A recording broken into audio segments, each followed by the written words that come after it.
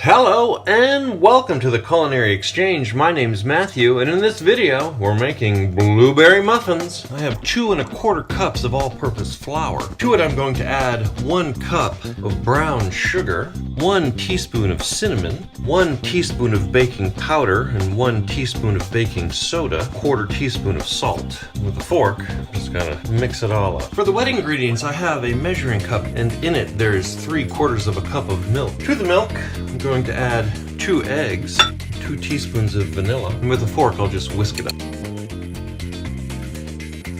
I have our dry ingredients, and to it I'm going to add our milk and eggs and 1 stick of melted butter, and with a fork just gonna mix it up till it comes together nicely. And to this I'm going to stir in 1 1/2 cups of fresh blueberries. And these are ready to bake.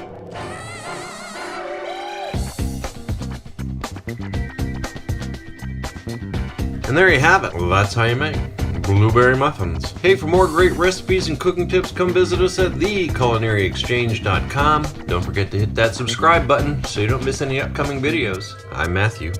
Thanks for watching.